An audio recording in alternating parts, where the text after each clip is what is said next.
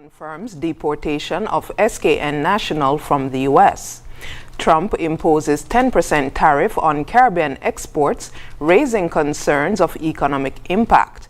And U.S. tariff announcement sparks global concern and calls for negotiations.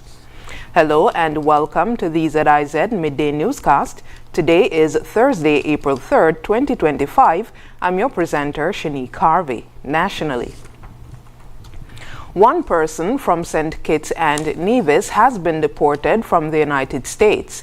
This comes after a list began circulating on social media claiming that 68 nationals were facing deportation.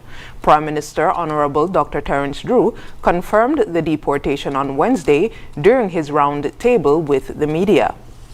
So as far as I know, only one. The last time I got an update was just one, who was deported from the United States of America. If there's any more, I have to get an update, but that's the last update I got from the Chief of Immigration, Chief Jeffers, with respect to that. So as far he said the individual was deported earlier this year. That person was deported and came back to their family, basically. So they were able to come back to their family. That's one. And secondly, the last time that I got, and they would update me each time we get somebody from the United States, and that person, I think, came back in January and February. We just had one person. As Minister of Citizenship and Immigration, he said the government is monitoring the situation closely and working to provide assistance to returning nationals where necessary. The Charlestown Primary School, or CPS Tigers, have once again asserted their dominance on the track, securing their sixth consecutive title at the Bonnie Gulf Insurance Limited Inter-Primary School Championship. In what was a nail-biting showdown, CPS battled fiercely against the Ivor Walters Primary School, or IWPS Mustangs, with both schools earning an impressive 16 gold medals each. However, CPS ultimately clinched the top spot with a total medal haul of 16 gold, 15 silver, and 16 bronze. IWPS, despite matching CPS in gold medals, had to settle for second place with 11 silver and 16 bronze. Rounding out the top three was the St. Thomas's Primary School, which delivered a strong performance, securing 10 gold, 9 silver, and 8 bronze medals. The highly competitive championship, featuring 10 participating schools, was held on Wednesday, April 2nd at the Nevis Athletic Stadium. In recognition of the significance of this event, a half-holiday was declared on Nevis, allowing residents to support the young athletes. With CPS continuing to reign supreme in track and field for nearly 3 decades, this latest triumph adds to their storied legacy. IWPS, which last won the championship in 1996, put up a valiant effort, signaling their intent to challenge the long-standing champions in the future. SKN Athletics has announced the selection of 22 exceptional young athletes who will represent St. Kitts and Nevis at the 52nd Carifta Games, set to be held in Trinidad and Tobago from April 19th to 21st, 2025. The Carifta Games, a premier regional track and field competition, will give these athletes the chance to compete against the best from the Caribbean while showcasing their talents on the regional stage. The team name, Team Unstoppable SKN, represents dedication, discipline, and the determination required to excel. SKN Athletics President Delwayne Delaney praised the athletes for their hard work and commitment, encouraging them to remain focused and perform to the best of their abilities. Delaney stated, quote, "Their selection is a testament to their resilience and passion for the sport," end quote. He also expressed full support for the athletes as they prepare for the prestigious competition. The team selection follows the athletes meeting rigorous qualifying standards set by SKN Athletics. The Federation of St. Kitts and Nevis is behind them all the way as they aim for success at the Carifta Games. We move now to news on the regional scene. On Wednesday, U.S. President Donald Trump imposed a 10% tariff on exports from Caribbean nations, including Jamaica, in retaliation for similar duties on U.S. goods. The tariff affects countries like the Dominican Republic, Trinidad and Tobago, and Barbados, impacting products such as rum, coffee, and seafood.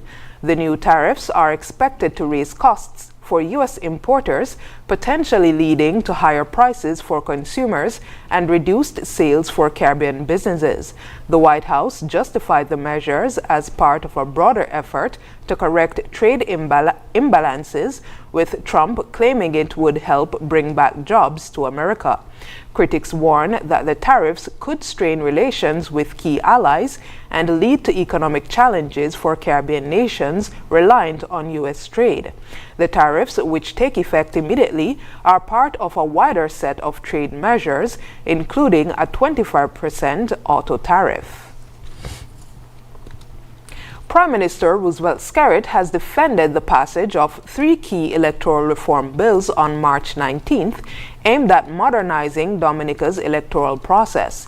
The reforms, which include the Registration of Electors Bill, the House of Assembly Elections and Registration Bill, and the Electoral Commission Bill, received bipartisan support. Opposition leader Dr. Thompson Fontaine criticized the reforms, claiming they were rushed through Parliament with minimal debate. Skerrit rejected this, calling it, quote, a blatant lie, end quote, and stressed that both government and opposition members participated in the discussions. The reforms include provisions for annual voter verification and require overseas citizens to return to Dominica to confirm their voter status.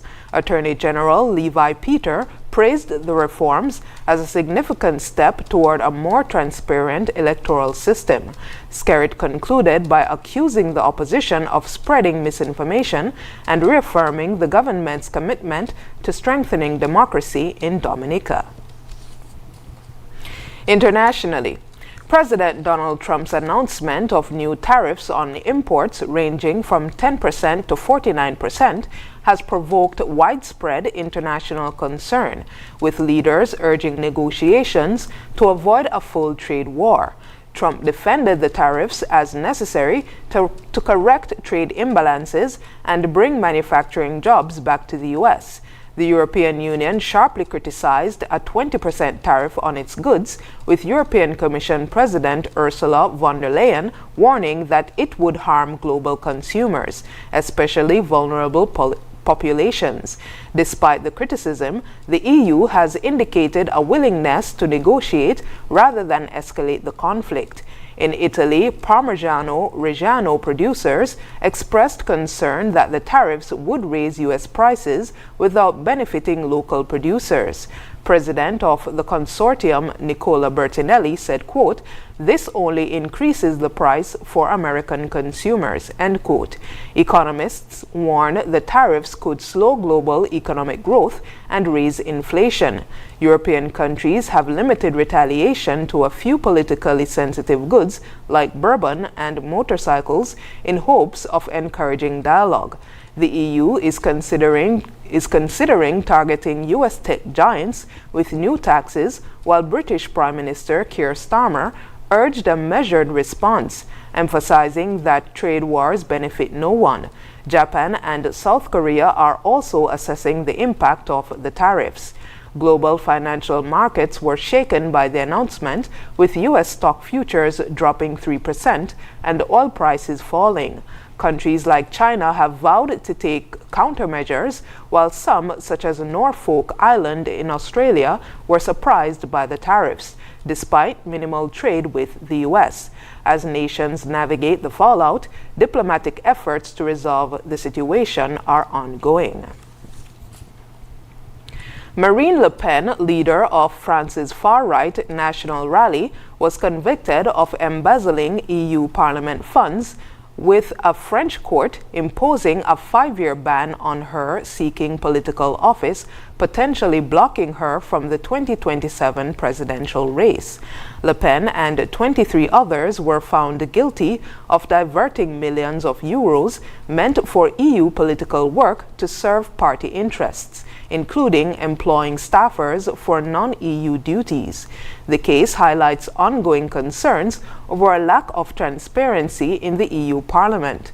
Transparency advocates point to this as part of a broader pattern of financial misuse, citing the 2022 Qatar Gate scandal involving bribery by foreign officials.